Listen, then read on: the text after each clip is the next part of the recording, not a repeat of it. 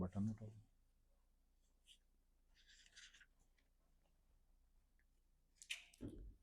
الحمد لله نحمده ونستعينه ونستغفره ونؤمن به ونتوكل عليه ونعوذ بالله من شرور أنفسنا ومن سيئات أعمالنا من يهده الله فلا مضل له ومن يضلله فلا هادي له ونشهد أن لا إله إلا الله وحده لا شريك له ونشهد أن سيدنا ومولانا محمدا عبده ورسوله أرسله بالحق بشيرا ونذيرا من يطع الله ورسوله فقد رشد ومن يعصهما فإنه لا يضر إلا نفسه ولا يضر الله شيئا. قال الله تعالى في القرآن الكريم والفرقان الحميد: أعوذ بالله من الشيطان الرجيم. بسم الله الرحمن الرحيم. ولتكملوا العدة ولتكبروا الله على ما هداكم ولعلكم تشكرون. صدق الله العلي العظيم ونفعني وإياكم بآياته والذكر الحكيم. إنه تعالى جواد كريم ملك بر رؤوف رحيم. الله أكبر الله أكبر لا إله إلا الله. الله أكبر الله أكبر ولله الحمد. دوستانو عزیزانو، الله رب العزت په مسلمانانو باندې د اختر ورځ د خوشحالۍ او د مسرت د پاره راوستې ده، او دا خوشحالي په دې بنا باندې راغلې ده چې الله رب العزت په خپلو بندګانو باندې خپل کرم او خپل احسان کوي. د رمضان المبارک په بدل کې چې د رمضان المبارک د میاشتې روزې دې ونیسي او په هغې بنیاد سره الله رب العزت په ده باندې یو خوشحالي راولي. او رمضان المبارک کې دې کم تلاوت وکړي، کم نفلونه وکړي، کم تهجد وکړي، کم تراویح وکړي، د رب العالمین په دربار کې کم منت او زارۍ وکړي، د رب العالمین سره کم مناجات وکړي، هغه ټول الله رب العزت د هغې صله ورته د اختر خوشحالي ورکړي. او بیا رب العالمین چې دې انسان ته انعام ورکوي، حضرت ابن عباس رضی الله عنه یو روایت دی، نبی کریم صلی الله علیه وسلم یو ارشاد نقل کوي چې رمضان المبارک کې الله رب العزت روزانه دا جنت د جنتیانو دپاره یې سنبالی، په دې کې د بخور او د عودو دغه رنګې خوشبو ورته ورکوي. او دغه رنګې رمضان المبارک اخیرنۍ ورځې پورې دغه جنت د دپاره تیاریږي، او تر دې پورې چې د دې نوم مشیره کې ښودی کېږي، او الله رب العزت دا جنت چې تیاری د هر جنتي دپاره تیاری. الله رب العزت دنیا کې په مخ په ځمکه باندې قیمتي سرمایه الله رب العزت انسان پیدا کړی، او بیا انسان ته یې د ټول نه قیمتي څیز د ایمان دولت ورکړی دی. هم د دغې ایمان په دولت سره الله رب العزت د دغه انسان بخشش کوي او بیا جنت ته بوځي. حدیث شریف کې راځي، نبی کریم صلی الله علیه وسلم ارشاد فرمایلی دي چې رمضان المبارک کې هر شپه یو منادي आवाज کوي. منادي ویل کېږي आवाज کوونکي ته، یو فرشته اعلان کوي، او دغه رنګ یې وایي چې رب العالمین فرمایي څوک شته چې ما نه بخښنه وغواړي، څوک شته چې ما نه بخشش وغواړي، څوک شته چې ما سره روغه وکړي، څوک شته چې په ما باندې خپل سوالونه پوره کړي. روزانه د شپې دغه اوازونه کېږي. عقلمن هوښیار سړی هغه چې د رب العالمین په مناجاتو کې ودرېږي، د هغه کلمات د هغه په مدحه کې ودرېږي، او د هغه په دربار کې مینت او زاره کې او رب العالمین ښه خوشحالۍ اوري. دوستانو عزیزانو هره مې دا کولو چې الله رب العزت د خوشحالۍ راز راوسته. د خوشحالۍ رز مقصد څه دی؟ حضرت عمر بن عبدالعزیز رحمت الله علیه امیر المؤمنین تیر شوی دی، خپل دور حکومت تیر کړی دی، د مسلمانانو حکمران تیر شوی دی. وی لوڼه یې راغلې شلیدلې کپړې یې اچولې وې، اختر ورځ راغله، غلامانو ورته وی چې حضرت د بیت المال نه قرض پیسې والا لوړو ته پیسې جامې والا. امیر المؤمنین ورته څه وایي؟ قرض پیسې به والم، زما دوره جن شته چې زه دا قرض بیا د بیت المال ته واپس کړم. دوستانو عزیزانو عرض مې دا کوله چې الله رب العزت اختر ورځ راوسته. اختر ورځ مقصد څه دی؟ فلسفه یې څه ده؟ بنیاد یې څه دی؟ او د دې راز څه دی؟ نن مسلمان صرف د دې خوشحاله دی چې بس اختر راغی بس دې خوشحالي. روژه راشي پای کې دلچسپي نه ساتو. اختر راشي بیا هر یو سړی ته پوښتنه کوي اختر کله دی، اختر کله دی، اختر کله دی. روژه راشي څوک په دوره پروا نه کوي، مړه را به شي که نه وي روژه څه پټ شی خو نه دی، وایي را به شي اعلان به وشي بس روژه به نیسو. پای کې دلچسپي نه ښکاري دی. پرون راسې ټلیفونونه شروع دي، هر یو سړی ته پوښتنه کوي استاد جي اختر موږ کله دی، اختر موږ کله دی. تر نن اوسه پورې یو ټلیفون داسې د چا رانغی چې استاد جي د سحر موږ په 100 بجې دی. تپوس چا ومنه؟ صرف د اختر د موږ تپوس کوي. دوستانو عزیزانو عرض مې دا کولو چې الله رب العزت دنیا ته انسان را لېږلی دی او دی چې په کم عمل باندې چلیږي، په بدعملۍ چلیږي، نو رب العالمین په دنیا کې د هغې سخت ګرفت کوي او په هغې ګرفت کې رب العالمین دې دنیا ته ښایي.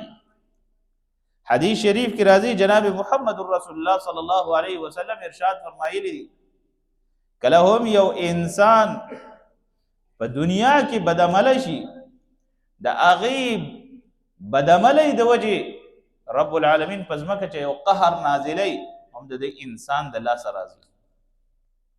او الله رب العزت که یو رحمت راوری، یو نعمت د ځمکې ته ورکوي، یو نعمت د ځمکې نه اخلي،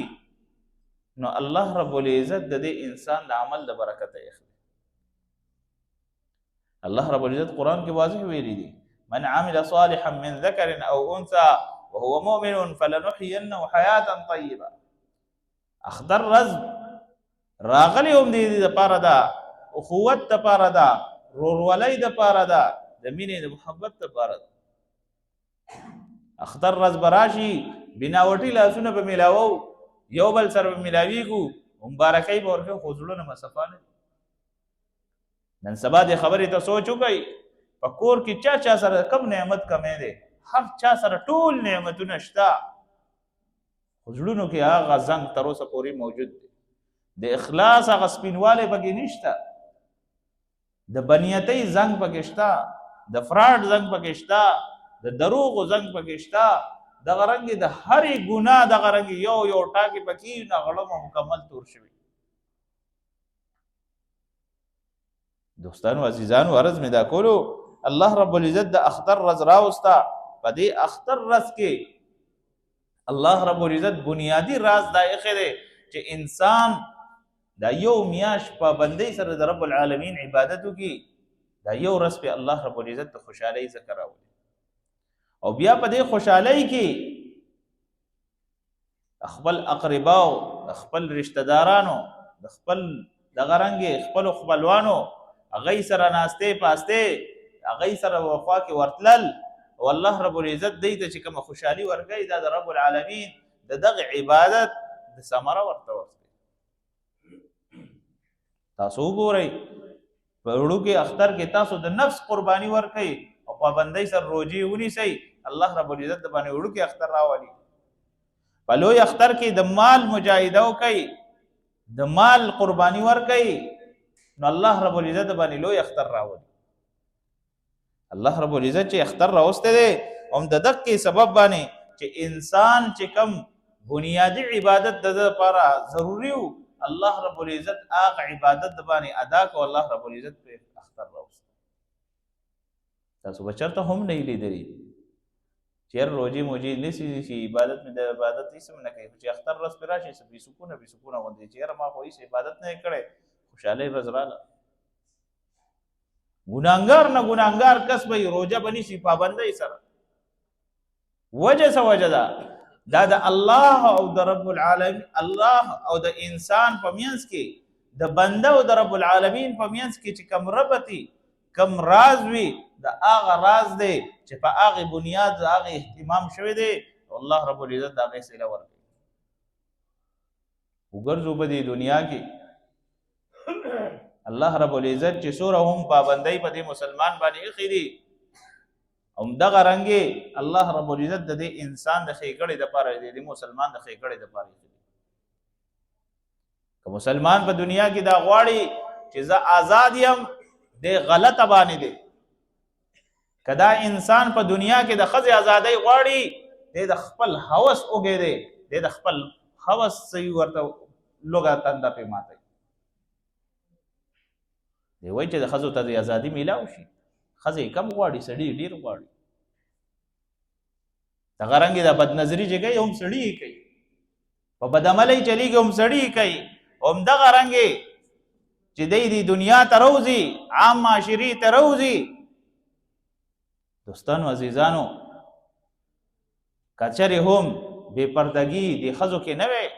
سړو بیا چمچه ته مجالو چي بد نظری کوله اگر از یو کس راغی ما ته وی یره ماشاء الله کنه دا یورپ چې کوم لا دا خو آیډیل دی زموږ د پاره خو مثال دی کنه ما ټیک ته مې ټیک د دره ته وای بچیل ته بوزي وینه نه بچی نه بوزم مې ولې نه بوزي که یو ډب مې ولا ورکو واپس را نه بوزي ما ورته دا خو استاد لپاره آیډیل دی بیا ولې نه مانی وینه دې دوره هم نه دی کنه ونور خپوي ما ته وای نو ما ورته چې دا بچی ستا الته کې لوی شي یا به الته کې ستا خبره نه مني ته ول ډبم نشي ورکولې او په دین اسلام کې د بچی تربیت څنګه راغله مې ته وایي چې د دین اسلام باندې هغه عمل کوي دا کوي بیا چې ته بوډا شي قران کریم دی وته خو دلې په قران کریم کې ورته ویلي دي الله رب العزت وته تعلیم ورکړي او بالوالدین احسانا والدین سره د احسان معاملې کوه ولا تقل لهما اف قدر ورتم کوا صاحب چې هلته کې په یورپ کې مور خپل بوډاګان شنو ستې کې اولډ هوم دی ورکی او په هغه ځای کې پالي چې په کوم ځای کې سړې خپل سپې پالي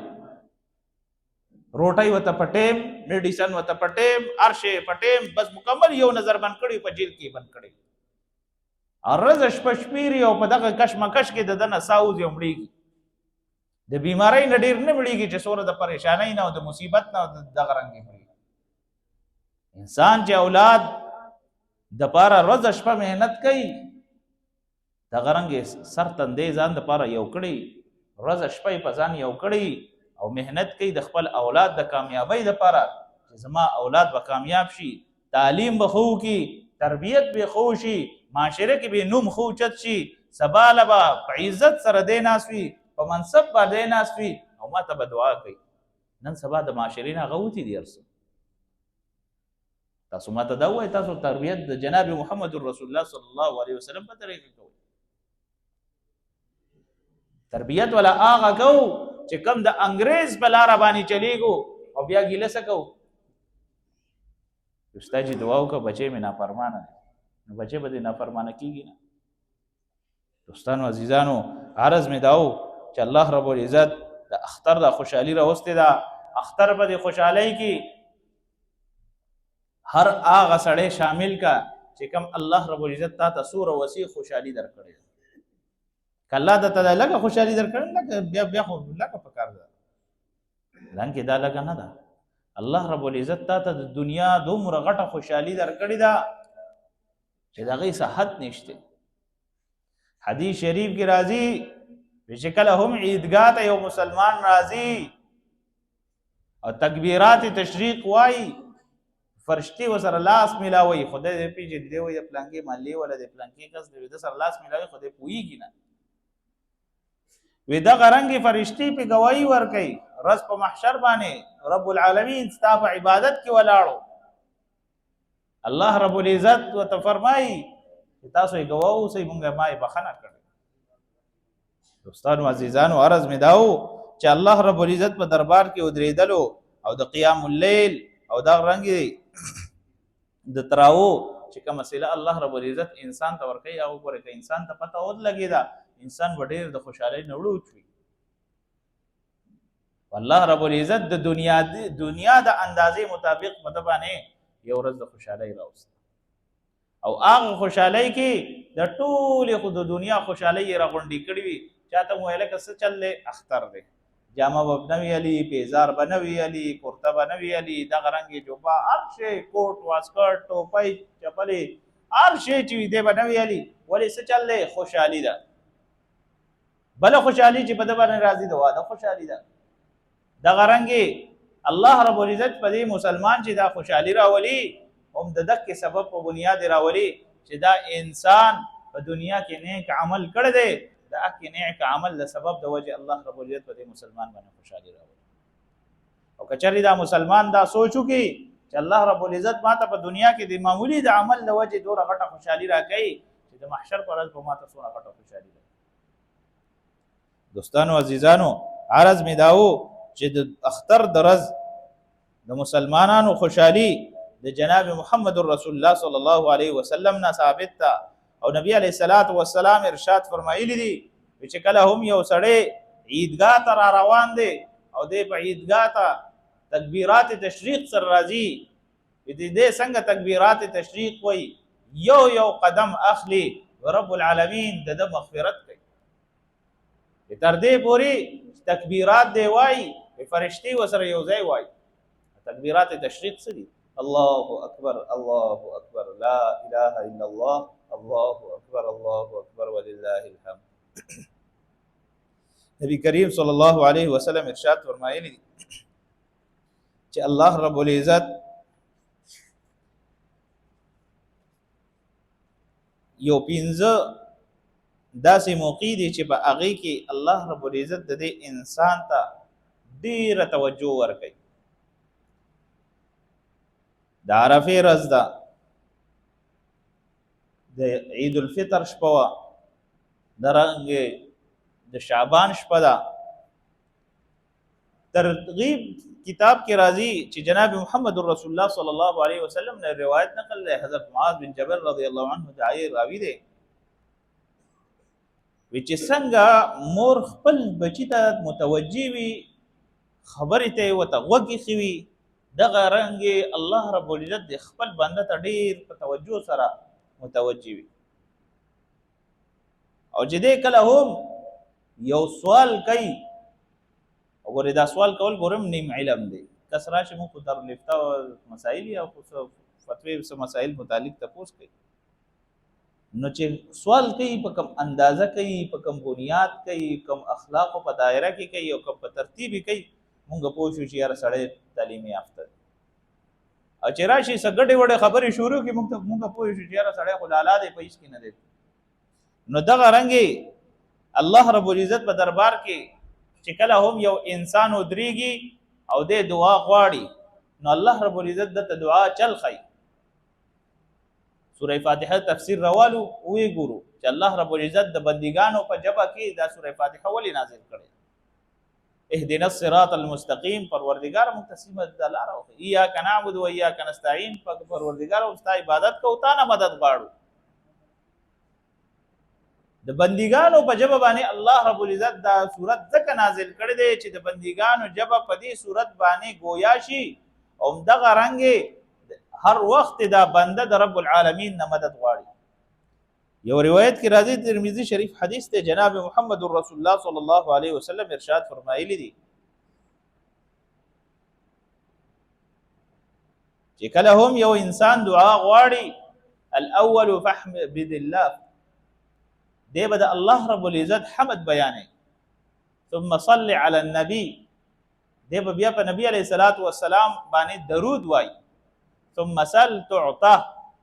بیا چې څه غواړي الله رب العزت پې ته درکوي. او دلیل کومه خبره تاسو پرون زما په خیال جنازه به کړي، جنازې ته چې کله لاړ شئ په جنازه کې یو وړوبی نیت دی، ثنا وایي، ثنا د الله رب العزت بړایي ده. په دویم ځل درود وایي، اللهم صل علی محمد وعلى محمد كما صليت وسلمت، یا دا ورځي یا کار درود ورځي په جنازه کې دویم درود وایي. بیا په دریم ځل چې کوم دعا غواړي اللهم اغفر لحینا، د مړي دپاره دعا غواړي الله رب العزت هغه قبلوي. چې کوم د ابد الآباد د سفر دپاره انسان روان دی او څنګه دعا چل ورته الله رب العزت ښودلی دی، همدغه رنګې په دنیا کې د اوسېدو دپاره الله رب العزت تا ته ترتیب ښودلی دی چې مانه به څنګه دعا غواړي. الله رب العزت د دې انسان ته د دعا چل ښیي، خبر ورته چل یې خو آدم علیه السلام ته دا ټول ژبې په دنیا کې وینئ، دا څومره ژبې دي، دا ټولې حضرت آدم علیه السلام ته الله ښودلې وي. دا څومره اولاد دی چې پیدا دی په دنیا کې، دا څومره ژبې ګورئ، که اسپینش ده، که فرینچ ده، که ایټالین ده، که جرمن ده، که جپنیز ده، که چاینیز ده، که هره ژبه ده الله رب العزت حضرت آدم علیه السلام ته ښودلې. وعلم آدم الاسماء كلها، لک تفسیر راوړو دې روژه کې زموږ د ماسپښین تفسیر کېده او ماشاءالله یو څوک مضبوط کسان ډېر بناستو او ډېر په توجه سره او ډېر په شوق سره بناست. او په کوجه کې به انشاءالله د ماسخوتن د مونځ نه پسې نو ملګرو ته خواست دی چې کله د تفسیر ته راځو، درس ته راځو، په دې کې لږ شرکت کوو نو پته به راته لګي چې الله رب العزت موږ تاسو ته په قرآن کې څه نازل کړي. ما ته خو صرف تلاوت کوو، په کرخه باندې ګوته راکاږو، بس دی ته ګورو. که معمولي ټکې ته روان شوي نو بس د یې په ځای باندې بیا هغه بې وایو، نور ته پوهېږو نه چې څه مو ووایي او څه مو واورېدله، څه مو دغه کړه. دوستانو عزیزانو چې الله رب العزت د انسان ته د څیزونو دا نومونه وښودل، علم یې ورته ورکړو، الله رب العزت بیا حضرت آدم علیه السلام ته وویل، د فرشتو ته ووایه تپوس ته وکړه چې دی له دا نومونه ورځي، د دې څیز ورته علم شته. حضرت آدم علیه السلام چې د مخلوقات د فرشتو ته دا نومونه دا څیزونه دا واغوستل، فرشتو ورته موږ خو د دې نه عاجز یو، موږ ته دا علم نشته. الله رب العزت ورته وفرمایل وګورئ، قال انی اعلم ما لا تعلمون، ما درته ویل نه چې ما ته څه څیز علم شته، تاسو ته د دې باره کې علم نشته. دوستانو عزیزانو عرض مې دا کولو چې الله رب العزت دنیا ته انسان را لیږي، هم د دغې بنیادي مقصد دپاره را لیږي چې دا انسان سره زما تعلق جوړ شي او د انسان زما سره تعلق جوړ شي او هر وخت زما ته سر په سجده ولاړ وي، سر په سجده وي، رکوع په اهتمام کوي، مونځ په اهتمام کوي، مونځ صحیح قایموي. ما تا چې دلته کې مونځ ته ودرېږو، تاسو ته پته امام چې په مونځ کې خطا کېږي مین ریزن یې څه وجه وي چې یا اودس کې عوامو فرق وي یا په سوچونو کې تلي وي. څه کې تلي وي؟ سوچونو کې. حدیث شریف کې راځي چې د مقتدیانو اثر په امام باندې کېږي، ټول امام صاحب بس په مونځ کې ټول ګډوډ وي، کله په درېیم رکعت پاسي، کله په دویم رکعت پاسي، کله په یو رکعتو کې ټوله معامله یې ګډوډه وي. امام حیران چې پروردګار ما خو اودس په ټیک په ترتیب باندې کړی، ټیک راغلی، دا څنګه چل دی؟ خبر نه چې شاید ټول خلک په سوچونو کې دي. دوستانو عزیزانو عرض مې دا کولو چې الله رب العزت مخې ته ودرېدل دی نو هغه په ادب سره، په احترام سره، په طریقه سره، تر دې پورې نبی کریم صلی الله علیه وسلم ارشاد فرمایلی دی چې څومره هم انسان چې په عاجزۍ سره او په انکسارۍ سره د رب العالمین په دربار کې ودرېږي، څومره عاجزي او تواضع کوي، الله رب العزت ته هغه انسان هم خوښ وي او د هغه عمل چې دومره زیات مقبول وي. الله رب العزت ته د انسان اکړ ولې نه پسند دی؟ وجه څه وجه ده؟ الله رب العزت څه فرمایي؟ الکبر ردای، تکبر زما صادر دی، چا ورته لاس که زما د طرف ورته اعلان جنګ دی، زما د طرف ورته اعلان جنګ دی. دا خاصیت صرف او صرف الله رب العزت خپل ځان طرف ته مرجوع کړی دی، دا نه چې انسان د هغه صفات خپل کې کوم د رب العالمین سره خاص دي. چې کله هم مونځ ته ودرېږو نو مونځ کول د اختر 2 رکعاته مونځ کول د اختر په ورځ نه، د اختر نه مخکې مونځ شته، نه ورپسې وروستو مونځ شته. اکثر داسې خلک مې لیدلي چې د اختر نه مخکې دا تپوس کوي چې یاره جي اشتراک شته اشتراک نشته. د د اختر موز هم اشراق ته هم نفل له هم صلاه حاجت ته ارس دي او پدې کې بد د رب العالمین نه دعا غواړي پدې کې بد د رب العالمین نه خپل حاجتونه سوره مصیبتونه آفتونه بلیات سوره پریشانی دي نن مسلمان وګوري سوره آفتونو کې راګیر دي سوره مشکلاتو کې راګیر دي په کور کې د رشتو مسائل شته د قرضونو مسائل شته هر قسم فتنه او فساد مسائل ورته شته تر دې پورې چې د هر داسې انسان نشته چې پای باندې د پریشانی او بات نه لګي چې دا چې کله هم اختر موږ ته ودرېږئ 2 رکعاته واجب موږ ادا کوم په دې حاضر امام پسې سره د واړو تکبیرونو سره د واړو تکبیرونو دا به نیت وتړئ او چې کله هم اختر موږ ته سړی ودرېږي امام به ړومبی الله اکبر ووایي الله اکبر نه پس به بیا ثنا ځان سره سبحانک اللهم ووایي سبحانك اللهم نه پس بیا تکبیرات 3 تکبیرات پسې وایو کسی وی الله اکبر یو پیرا لاس پزوند کی بیا الله اکبر بیا لاس ځوند کی بیا چې په دریم ځل الله اکبر وای بیا لاس په نامه باندې وتړي بیا الحمدلله رب العالمین وسره سوره فاتحه وسره سوره تبو بیا به رکوع ته ډټ شي رکعات به وکي بیا چې کله دویم رکعت ته پاسي سوره فاتحه به وای سوره فاتحه نه پس بیا کار صورت وای بیا چې د رکوع ته ټیټیږي بیا 3 تکبیرات زائده دي الله اکبر بیا الله اکبر وګورو ته بلاس وړلای ګوره اکثر د عملګری ګوره وګو په خپل باندې لکه د جنازې په شان تکبیرات کوي ګوره څوک وړلی او څوک نه وړلی اذن یو بګي یو طرف ته چلاس او چديږي نو ملا سره لاس او چديږي بل طرف ته لاس نه او چديږي نو هغه لاس ګوره ځوند پاتې کی ګوره دا ترتیب بنه کو ګوره دا خبره لک په توجه سره